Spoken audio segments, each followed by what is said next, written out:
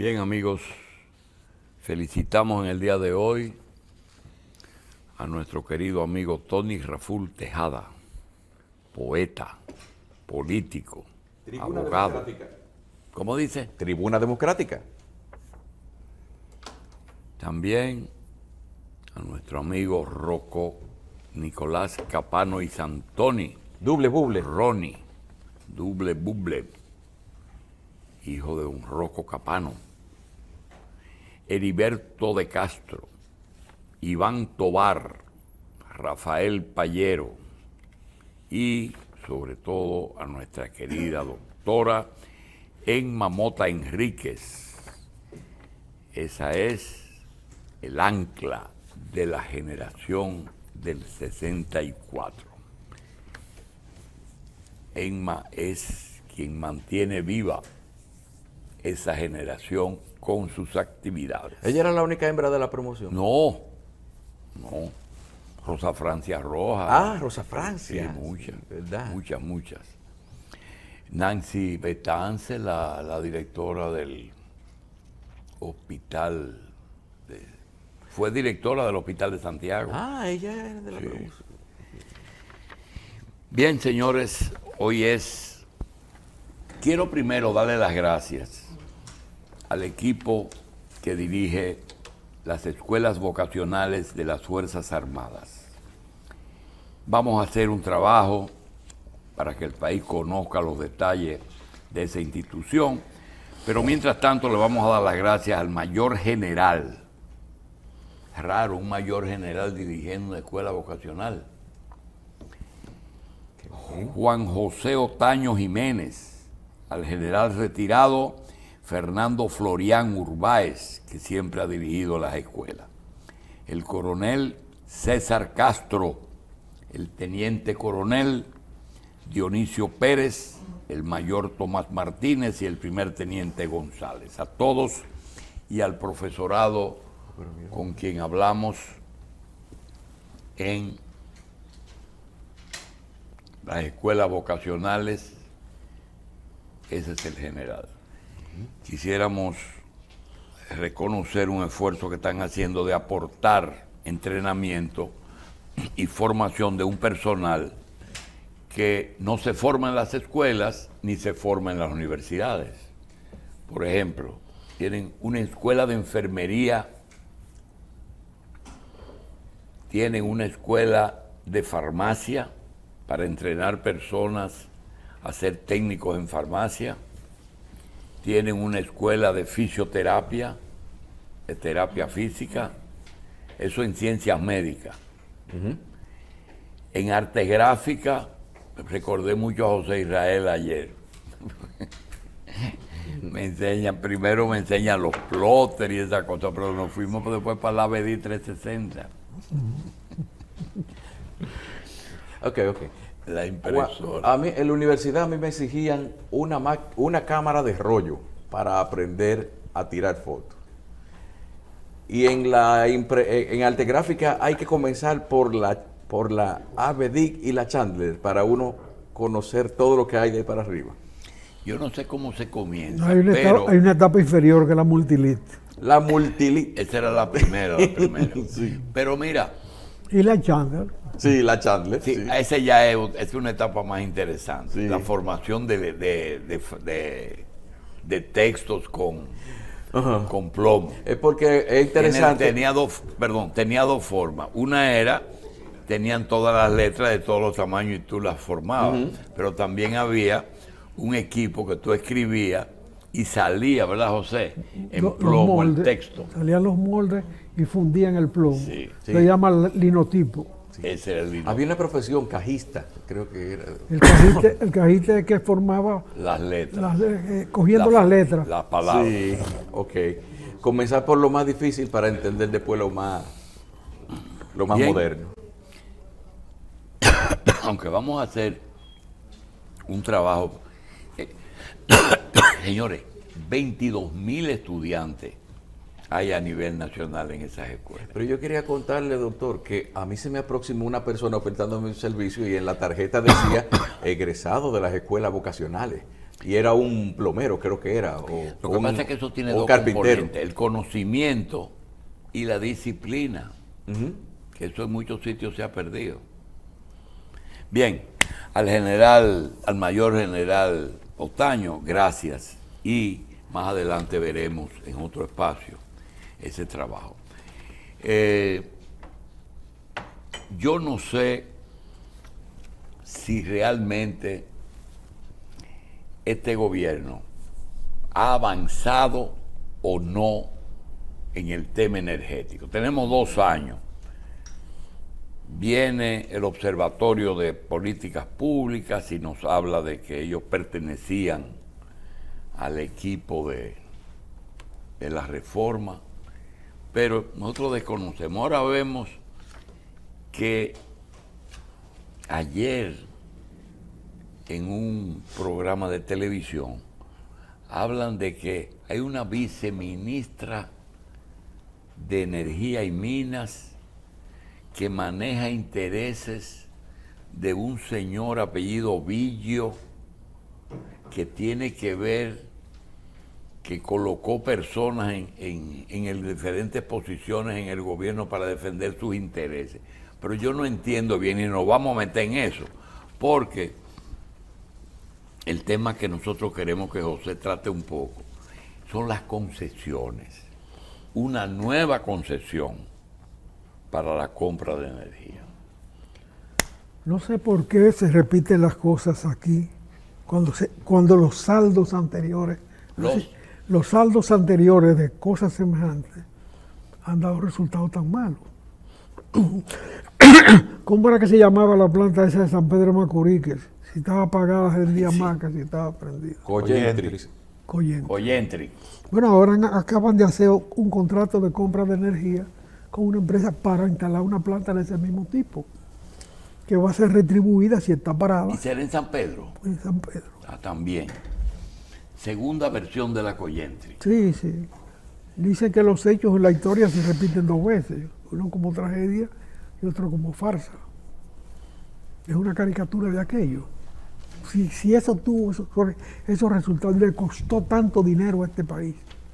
¿Y cuáles son las características de esa planta, ingeniero? Estas plantas son plantas que trabajan con gasoil, Con gasoil. con gasoil, y se mantienen de reserva para cuando hay demanda extra.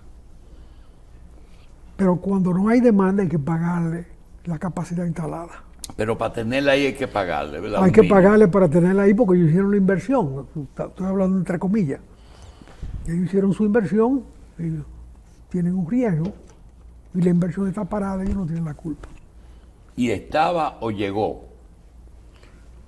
Esos son corotos viejos que están por ahí, lo están reconstruyendo. Pero no el anterior que había ahí, ¿verdad? Yo no sé, ellos han firmado con una compañía un contrato de ese mismo tipo.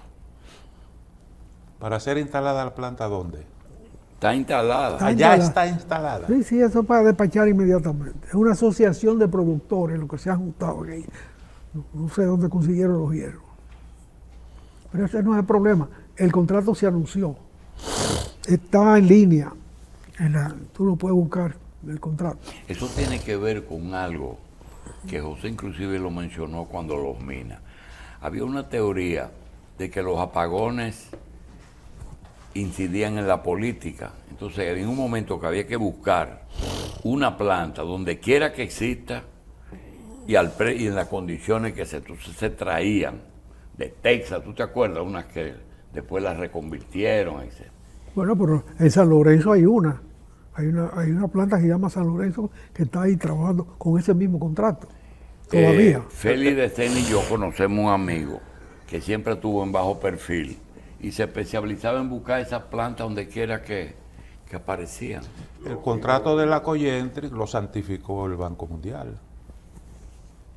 Que yo me encontré eso realmente, digo, pero ¿cómo es posible? ¿Cómo que lo santificó? O como garante participó el Banco Mundial en ese contrato, figura ahí. Bueno, tal vez le dieron financiamiento a ellos. Pero es inexplicable eso. Y nosotros pagábamos, creo que eran entre 4 o 5 millones de dólares, no recuerdo, por la planta apagada Sí, y no la podíamos prender porque sencillamente era muy costoso el funcionamiento No, pero necesario para la emergencia. para las emergencias. Sí. Ahora aquí hay un problema ya de déficit de energía, que lo está supliendo en gran medida la cantidad de paneles Pero solares. eso estaba en Boca Chica. ¿Qué era lo que estaba en Boca Chica? No es esa planta. No sé. ¿No? Es la CIBA esa. ¿Eh? CIBA, ¿es que se llama? Sí. Pues dice, CIBA es la vieja central térmica de Boca Chica, a turbina simple y a cielo abierto. Esa misma. ¿Eh? Esa misma. ¿Y cuánto nos va a costar el invento, ingeniero? El metro. El invento. No es invento. La caricatura del invento. El invento fue el otro. Sí va la vieja central térmica, exactamente, a turbina simple y cielo abierto, la más ineficiente de las centrales térmicas existentes, con un rendimiento inferior al 30%. Esas plantas son para emergencia, pero el contrato es oneroso, altamente oneroso. Me está recordando algo que hablamos en la pausa.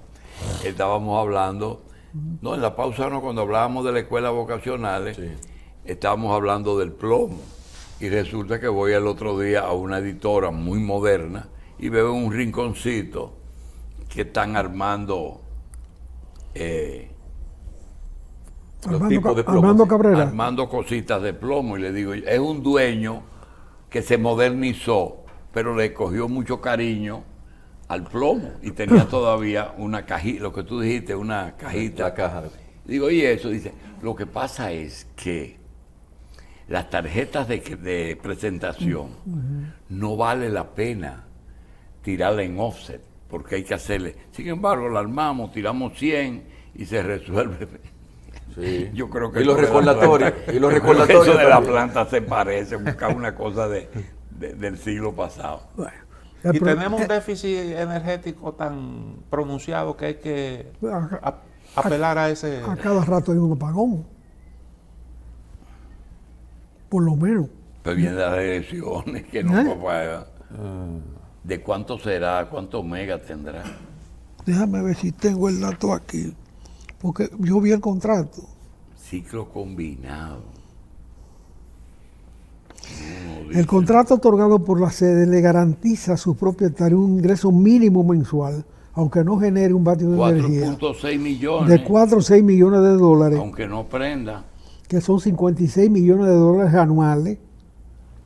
Copiaron el 100 contrato de Coyentri. Exacto, 168 millones de dólares en 3 años de vigencia. Reiterando la onerosa operación que le costó tanto dinero al país con Coyentrix. No entiendo, sencillamente no entiendo. Lo que ha pasado es que no se han hecho las contrataciones a tiempo. La puesta en punto de Punta Catalina, que parecía que iba a resolver los déficits por un largo plazo, duró muchísimo. Hubo garata política y no se ha recibido todavía Punta Catalina, la segunda planta. No se ha recibido, no se ha cuadrado, porque ahí está el lío de Odebrecht incubado. Ahí está agachado ese lío. Entonces, lo dejan pasar satisfecho, ya tenemos una planta grandísima, se está acumulando un déficit por otro lado. Los contratos de compra de energía, de instalación de plantas ya más modernas de Montecristi, se manejaron como se manejan ese tipo de contratos aquí, que se asignan y se negocian fuera del concurso real, y realmente no se está haciendo nada, y no se está instalando nada todavía. Y para tú tener un sistema eficiente, tú tienes que tener energía instalada, energía en instalación y energía en contratación. Eso es un ritmo permanente, porque se supone que la economía crece y se sabe que esta economía crece. La instalación de paneles solares es sumamente buena, pero por un lado reduce la facturación de las sedes, porque las grandes empresas, comenzando por los grandes bancos, ya han reducido su consumo. Las sedes que eran deficitarias se le están yendo a los clientes mejores, los que pagaban puntualmente y facturas altas. La situación con los bancos es tal que ellos regalan energía a los autos eléctricos. Como tienen excedente de producción, en vez de estar cheleando vendiéndoles energía a las sedes, se las regalan a sus clientes ricos que tienen carro eléctrico, que hay muchos ya en el país. Y la barcaza esa que vino aquí, que iban a instalar en un lugar por aquí, creo que en el Los sur, negros de Asua. que tenía... Ella estaba dando bandazos por ahí en el sur profundo. y llegó a Cuba, porque era una barcaza turca, que estaba buscando clientes en el Caribe. Y terminó instalada en Cuba. Bueno, ingeniero, hablemos un poquito del tema de los flujos migratorios, que se parece que es un problema ya global. Bueno, parece que los Estados Unidos, remendando cosas, están instalando una embajada adicional en Guatemala. En Colombia, una especie como en Colombia y Guatemala, creo. Sí. Que van a dar visas a los que vienen a pie desde Chile para acá. Que la mayoría de los haitianos que están llegando a Estados Unidos es desde Chile que salen a pie y cruzan el Darién. Hay una disposición que está en vigencia actualmente que permite la devolución en caliente de los migrantes. Y eso ahora va a vencer y le están buscando una solución porque se espera una avalancha de migrantes. Pero si hay una población migrante que camina hacia Estados Unidos, porque allá hay un pleno empleo, se puede decir. Un desempleo de 5%, de menos de 5%, es pleno empleo en la economía moderna. ¿Por qué se llama pleno empleo? Porque ya a ese nivel las presiones sobre salarios son muy altas. Cuando el desempleo está de 5% a menos de 5% y está en 3,5%. Y en toda Europa igual. La presión por salario es alta y sobre todo es alta también por la cantidad de dinero que hay en el mercado, que es otro problema acuciante. No se ha podido recoger la cantidad de dinero que se ha tirado en ningún país a partir de la pandemia. Y eso es otro factor inflacionario. Entonces los Estados Unidos tienen una gárgara, haciendo gárgara sin tragarse el problema. Ellos necesitan a los migrantes, pero tienen una política migratoria que les limita la utilización de sus inmigrantes. Pero ellos quieren unos flujos organizados, no un desorden, que Bueno, llegue pero todo el que quiera. El desorden y el desorden se ha creado en su frontera porque no organizaron el flujo a tiempo. Ahora quieren trasladar una oficina para allá para quitarse presión. Pero mientras tanto su economía demanda a esa gente. Hay gente trabajando en el campo en Estados Unidos ganando $25 por hora. Eso ya es inflacionario. Ese también es un tema político, ingeniero. Fíjese que hay la teoría, una de las razones por las cuales este señor Tucker Carlson, que despidieron de CBS, una de las quejas grandes que había era que él vivía insistiendo en la tesis de la sustitución, de lo que le llaman el gran reemplazo. Traemos migrantes y sustituimos a la población anglosajona. Es una tesis que hay en Estados Unidos, una teoría de conspiración. Y ese se ha convertido en un tema político.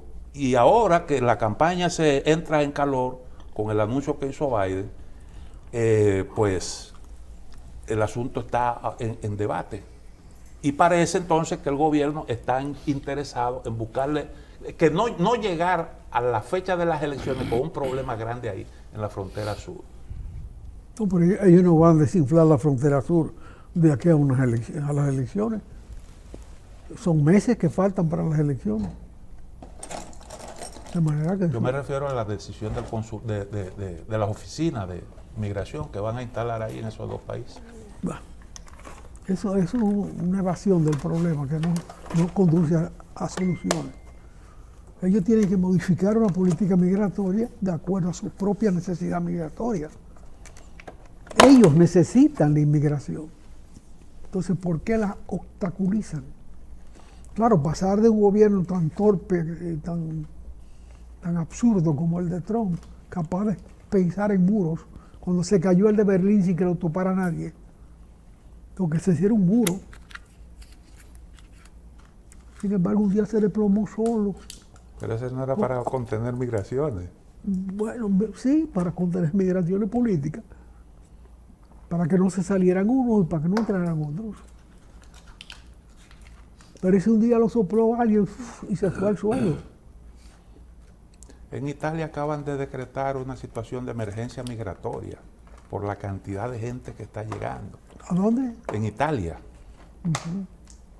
La gente que viene de África. Sí. Sí, pero es que todo el mundo está en un pujo migratorio. Como están en China. En China, contener la migración interna en China es prácticamente imposible.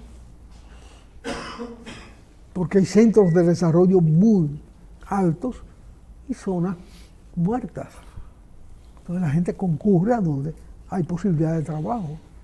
No es a robar que van, no es a matar que van. La inmensa mayoría de los dominicanos que uno conoce, que están en Estados Unidos, están trabajando, no están haciendo daño a nadie. Hay 2 o 3 vagabundos, pero también hay muchos vagabundos yanquis por aquí. Y los ha habido siempre. Bueno, la migración es un tema que ya contestamos el tema ese de norteamericano. Pero hermano. fíjate, aquí tú me Nosotros pasas una nota. La banca central compra oro a marcha forzada ante el posible vuelco del sistema monetario global. Creo que un día hablando aquí desarrollamos la idea de que el Estado dominicano, que opera a través de una concesión, una mina de oro, debiera cobrar sus partes en oro. Porque si tú tienes reserva, en este momento es preferible tenerle metales. Porque eso se está revaluando, mientras el dólar se está devaluando por la emisión brutal que no se ha podido recoger. En consecuencia, si tú tienes una reserva en dólares, tú estás devaluando esa reserva, aceptando la devaluación de esa reserva. No es que la devaluación es cero o la revaluación es cero, no. Está en movimiento hacia abajo. En consecuencia, es peligroso, es dañino tener una reserva en moneda, en papel, fiduciaria. Es dañino. Y aquí hay una reserva gruesa en dólares.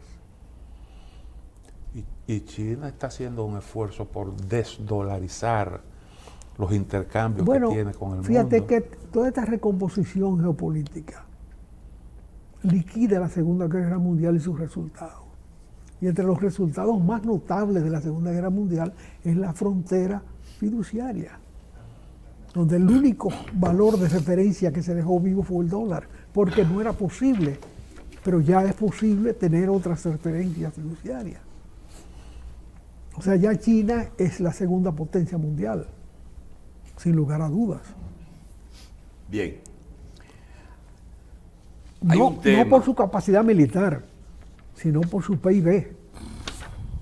Sí. Hay un tema que yo quiero aprovechar hoy, el 28 de abril, día en que se conmemora el desembarco. Yo creo que fue un ratito antes del 28, pero el desembarco de las tropas norteamericanas en el 1965, y que tiene que ver con una serie de peticiones que nosotros primero agradecemos mucho la audiencia, sobre todo los días que José Israel Cuello viene a tratar temas. Nos llaman y nos sugieren temas que quieren conocer el punto de vista de José. Y resulta que José prefiere en ese espacio que no es diario, pues tratar temas que sean de actualidad. No, y del futuro. ¿Perdón? Y del futuro. Exacto, con incidencia en el futuro. Pero los jóvenes quieren los puntos de vista de José Israel, y yo quiero decirle que le agradecemos mucho, que sabemos que cada quien habla de las cosas que desea hablar y de lo que cree que puede aportar, porque 100 canciones y 1.000.000 de recuerdos era un programa musical que el ingeniero Cuello no quisiera repetirlo. Ahora, sobre qué pregunta la gente. Pregunta qué participación tuvo el Partido Comunista Dominicano en el 65. ¿De dónde proviene y provino el PSD? ¿Qué era el PCP? ¿Qué tenía que ver con el 14 de junio? Si José aparece también en la edición del periódico del 14. El partido más coherente, ¿qué le pasó? Tenía muchos militantes, muchos simpatizantes, pero solamente se menciona a Orlando Martínez, a Narciso Isa Conde, a José Israel Cuello, a Tony Isa, a Carlos Dores, que falleció, a Consuelo, que era la esposa de Dores, y a Maritza, que viene a veces a hablarnos en el observatorio. También nos hablan de cómo se produce el reconocimiento de el PCD y otros partidos de izquierda, que fue una negociación o tuvo que ver con el reconocimiento de las leyes agrarias. Posiciones, justificación de posiciones anteriores frente a Cuba y frente a Rusia. Y ahora, posición del ingeniero con respecto, ya él ha hablado de Ucrania y de Rusia, pero también quieren de China, de Corea y de Alemania. Bien, todo eso es imposible de tratarlo porque nosotros preferimos hablar, por ejemplo, de energía de ahora y del futuro. Pero quizás José Israel quiera decirle, esa conmemoración de hoy, si merece algún comentario. Fíjate, el conocimiento de los hechos del pasado corresponde a los historiadores. Los sujetos del pasado no son los apropiados para narrar su propia historia. Eso, mira, para mí hay referencias de mi pasado que pueden ilustrar esta situación. Cuando éramos estudiantes de escuela primaria en los años 40, 50, había muchos acontecimientos ocultos en la historia dominicana. Pero algunos profesores tocaban esos elementos como hechos históricos, no personales de ellos, sino como hechos históricos. Un profesor en una ocasión, creo que en la escuela anexa en Santiago, habló de Cayo Báez, personaje legendario que resistió a los americanos, que fue torturado, y habló de esas cosas, que un juez rompió el Cristo cuando le vio las marcas en la espalda. Pero los americanos mantuvieron el sistema judicial que existía, los mantuvieron vivos, los jueces siguieron siendo jueces. Pero cuando aquel hombre se quitó la camisa frente al juez, al doctor Pérez Rancière, él rompió el Cristo y se retiró y se fue a las Canarias.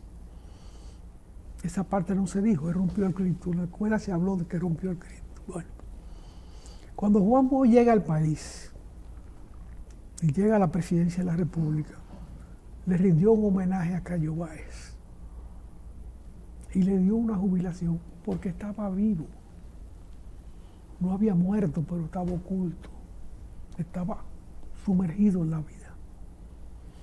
En la Guerra de Abril apareció un señor que uno lo conocía, era panadero en la panadería de Carbonell, en la calle La Vega, Enrique, los nombres que ha tenido. Se resulta que ese panadero sabioso, que vivía peleando con todo el mundo cuando salía el pan, había peleado con Sandino en la guerra de liberación de Sí, Nicaragua. Gregorio Urbano. Gilbert. Y se le rindieron homenajes, cosas dentro de la guerra, porque en la proximidad de la panadería estaban los yankees. Y incluso habló con un Ese no fue el que trabajó en la panadería Carbonell, ¿verdad? Sí, Gregorio Urbano. Ese fue que tú llegaste a ver ahí. Sí, era un viejo resabioso que vivía peleando con uno cuando iba a comprar pan ahí. Tú has visto una panadería cuando sale el pan caliente que todo el mundo galatea. En todas partes del mundo es así. Bueno, ese señor resabioso era un héroe de América. Y recibió a los norteamericanos en San Pedro de Macorís a tiro limpio. Sí, sí. Él solo. Sí. Peleó con Garibaldi, el héroe de la unificación italiana, que dio bandazos por aquí en América Latina, desde Argentina hasta Centroamérica, buscando una guerra que hacer. Y por supuesto con Sandino. Y estaba ahí, en una panadería. Entonces, ese es el pasado, es pasado. Lo juzga la historia. José, mira, nosotros Mira, no, el doctor nosotros Pérez, no- espérate, el doctor Pérez Rancière murió en las Canarias Es así, y el no, pasado- y no regresó al país a pesar de que Perfecto, pero sobrevivió a el Trujillo. pasado que lo escriban los historiadores es cierto, pero ¿por qué la gente pide? Porque cierta gente ha logrado un grado de credibilidad y algunos historiadores están haciendo su propia historia para justificar cosas, y tú sabes de lo que yo estoy hablando. Entonces, por eso es que si la gente creyera en todo lo que se escribe. Mira, nosotros tuvimos en esta semana 2 participaciones, un grupo de constitucionalistas y un exoficial, y eso ha traído una serie de reacciones, porque ese testimonio, hay testigos vivos, José, Sí. que vivieron Mira, eso. yo tengo un criterio de que uno no puede ser el escritor de su propia historia. El deber de uno es hacer el papel que le corresponde. Cada quien hace su papel, y lo entiende, pero no puede juzgarlo. El juicio de la historia lo da otros. Fíjate cómo cambian los juicios de la historia. En esta celebración del aniversario de la Guerra de Abril, del inicio de la Guerra de Abril, se viró una historia, le tocó hablar a otros. Apareció un documento, creo que fue en el diario Página 2, página entera, donde Wessing da una memoria de su Una entrevista en Miami una entrevista en Miami. y otra en el Congreso. Bueno, en esa entrevista, ese señor se confiesa MPDista y habla de la evolución del MPD. Y otros que han hablado en la televisión en estos tiempos. Esa es una interpretación irónica tuya, de que él se confiesa MPD. No, él santifica al MPD por su política de alianza con él.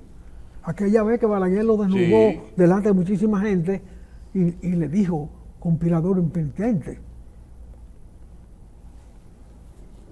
Pero hay gente que ha dicho en televisión, jugando su propia historia, que estaban al borde del poder. Que ellos estaban al borde del poder. El poder con Wessing no podía ser más que un poder mostrenco. Bueno, entonces, ese es mi juicio. Y eso tuvo que ver con la participación del MPD y Wessing en el Acuerdo de Santiago. Eso mismo. Sí, porque eso fue algo que nadie esperaba, Eso que los mismo. sectores que se enfrentaron sobre todo que acuérdate que el MPD fue de los pocos partidos de izquierda, no que no participaron todos, pero los que más se destacaron ahí adentro. Sí. No me corresponde a mí juzgar el papel de los que se destacaron o no allá adentro. Eso es. Pero usted tiene una visión, ingeniero, por No, Dios. yo Pero participo. todo el mundo sabe que los comandos más que más se connotaron fue 14 de junio, PCD y MPD. Eso no es un secreto, ni hay que jugar. Participación, no digo de éxito, porque si vamos a hablar de éxito, nadie lo tuvo. Sí, lo tuvimos. En ese momento, el centro de gravedad de la historia del mundo Estaba aquí. estaba en el Caribe. Porque le pusieron constitucionalista al movimiento. Y Estados Unidos no podía abrogarse el derecho de aplastar un... Entonces, ¿qué hicieron? Cercarlos y cansarlos y obligarlos a pactar. Eso fue. Porque no fue el enfrentamiento armado lo que... Bueno, pero los límites que se le puso a la revolución Sí, exactamente. con el constitucionalismo Eso. fue una frontera válida para que el país pudiera crecer, evolucionar, independientemente de si se tomaba el poder o no. Igual que yo te voy a emitir un juicio de valores. ¿Cuál fue la razón del 28 de abril? ¿Por qué Estados Unidos interviene? Dos razones. Número uno, se dividieron las Fuerzas Armadas Dominicanas. Número dos, existía el peligro de que se convierta esto en otra Cuba, porque aparecen 50 nombres que leyó el propio presidente de Estados Unidos. Y ahí creo que estaba el nombre suyo. Y tercero, que nunca se ha dicho, uno de los dirigentes del Partido Revolucionario Dominicano le dijo al representante de la embajada, mire, ese movimiento ya no está en el control del PRD, eso está en manos de la izquierda dominicana. Sí, pero esos hechos tiene que manejarlo un historiador que lo juzgue adecuadamente. Yo lo que entiendo es que se evitó el aplastamiento. Mira, la división del país y de las Fuerzas Armadas... Entonces los 5 meses que tú te pasaste adentro que te lo juzgue un historiador. Sí, Ajá. así. Yo no tengo por qué jugarlo. Yo lo que tenía que estar allá. Pero estabas... Bueno, ya estaba. Más nada. Una vez Fidel Castro dijo que la historia muchas veces se acomoda. Dice, a lo mejor cuando Napoleón llegó por allá, por Egipto, eso que dijo de que vini, vidi, vici, a lo mejor eso no fue así, se lo inventó un historiador y acomodó la historia. Entonces, los testimonios son importantes por eso, ingeniero. Bueno, tú estás poniendo otro tema. No, por ejemplo, a mí... Óyeme, Trujillo duró 30, Fidel duró 60. Pero ese no es lo que yo quiero plantear. Lo que quiero plantear es cómo es que se escribe la historia. Bueno, así se escribe. Eso es un hecho. Duró 60. Óyeme, los 30 de Trujillo fueron pesados. José te dice una cosa, pensando él quizás, de que todo el mundo tiene el background de lo que él dice. José dijo una vez aquí, que aquí hubo un personaje, que no quiero decir el nombre, que tiene mucha incidencia en la vida, en la historia, en la economía y en toda la vida de nosotros. Que dijo, él llegó el mismo 14 de junio y no llegó en la invasión. Y la gente se quedó, ¿qué está diciendo? Eso que dijo, porque tenía que decirlo. Y vino a lo mismo. ¿Perdón? Vino a lo mismo. A lo mismo. A cambiar el sistema. ¿A cambiar? A cambiar el sistema. Y lo cambió. Bueno, pero años más tarde. no. Camaño, yo siempre he tenido la inquietud. Camaño experimentó una metamorfosis. Oye, porque él tenía el nivel. No. Yo iba a ir, espérate. No me meto Óyeme, No el te nivel metes de en esa vaina, porque yo he dicho, me va a aplastar, porque yo digo, es que habían 3 Camaño. Camaño el hijo de Fausto Camaño. Camaño el hijo, el policía que daba palo en el Conde, y Camaño el héroe. Exacto. El hombre que enfrentó Óyeme, a los americanos. óyeme. Y eso borra todo lo otro. Óyeme. Igual que después se le ocurre venir y que tumbaba la guerra. Óyeme, el 24 de abril, en la madrugada, 2 jefes de la seguridad del G2, el jefe y el segundo jefe del G2 de la aviación, ¿sí? Del G2 de la aviación, conversaban, como meditando, filósofos ellos. Hay uno, el jefe, que dice, la cosa está jodona en este país. por donde quiera que uno mete el cuchillo, hay una conspiración. Aquí se va a pelear. Pero yo no me voy a matar con mis compañeros. Yo me voy para mi casa. Se fue. Así lo hizo. El otro, el segundo, se sintió descubierto. Pensó que... Era las dos cabezas del G2 discutiendo. Sí. Como padre e hijo. El segundo dice, no, pues yo sí voy a pelear. Porque yo me formé para guardia. Me voy a mandar si hay que pelear. Ahí es que hay que pelear. El jefe se llamaba Enrique Pérez y Pérez y el segundo se llamaba Francis Camayo. Esos dos. Explota la cosa, Enrique Pérez se va para su casa y Francis se va para la calle. Cada uno cumplió su meditación. O sea que en ese momento ya Camaño era otro. Espérate, días antes de eso, este que está aquí, se había encontrado con un oficial de la aviación, con un oficial del ejército, que era funcionario del Instituto Cartográfico Universitario, militar todavía, estaba en manos de los militares del Instituto Cartográfico, y estudiaba ingeniería con nosotros.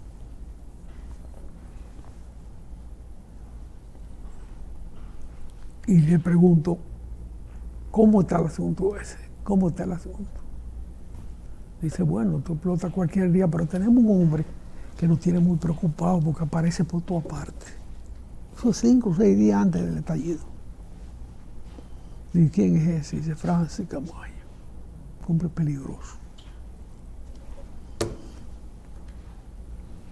Esa era la situación en ese momento. La cosa explotó y cada quien buscó su sitio. ¿Y por qué es particular la conmemoración de la fecha actualmente? ¿Dónde está la particularidad? Segunda intervención norteamericana en República Dominicana.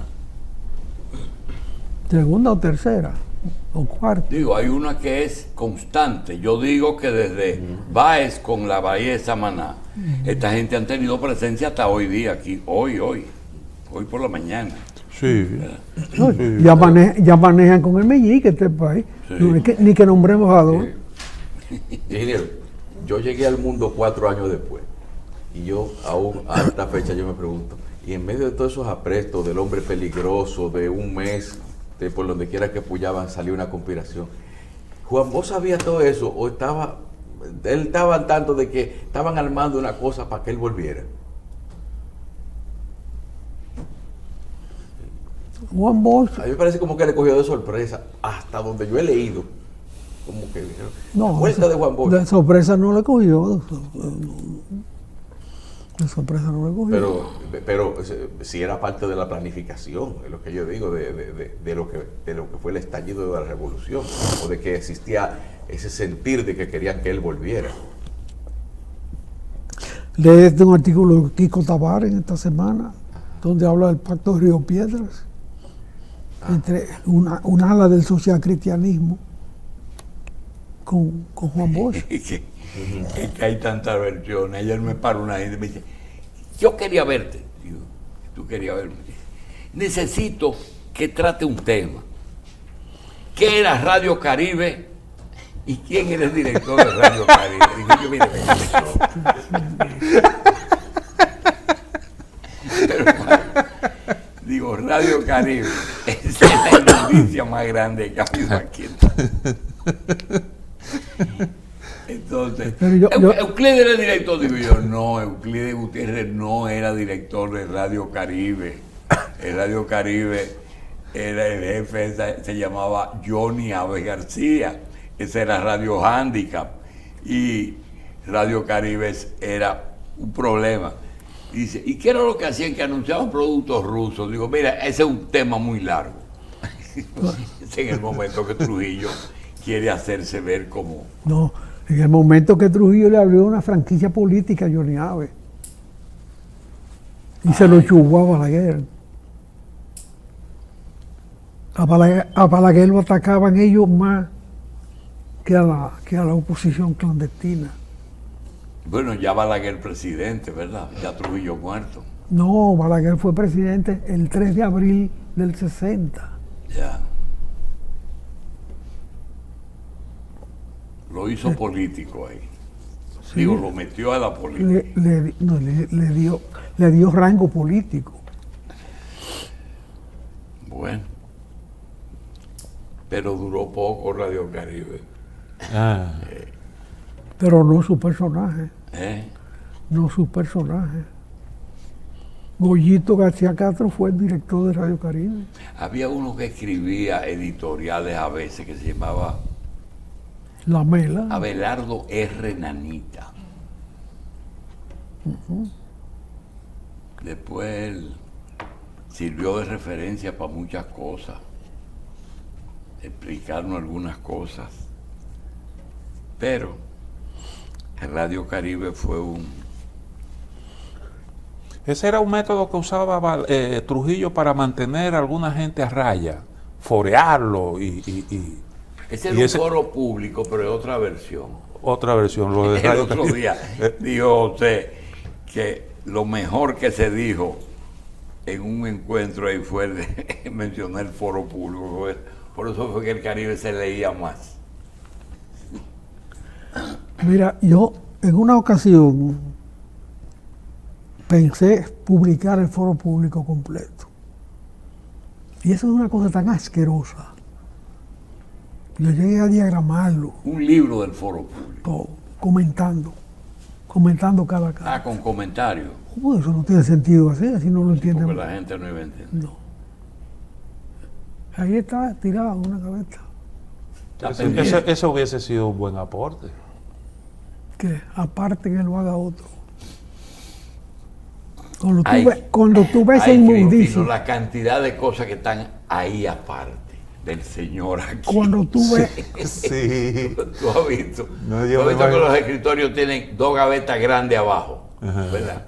Las dos gavetas de usted grandes abajo. Pero en el foro público se tiraban indirectas o se mencionaba a la gente tal. Indirecta. ¿Cómo era la cosa? Oh. Cero directo al Como hígado. soy el foro público. Era con el sujeto, foro- verbo y predicado, todo El eso. foro público de López Balaguer es famoso. Sí, pero se mencionaba por su nombre la gente. Tú eres loco. López Balaguer. con ¿Y cómo una fue que le mujer de respondió? una conducta dudosa. Se exhibía en un carro convertible. Oh. Después, y dicen que él es sobrino del presidente. Lo que contestó Balaguer después. bueno, Bueno, señores, vamos a hacer una pausa. Hoy 28 de octubre, de abril, sí, pero se reivindicó a Wessing. también, Sí.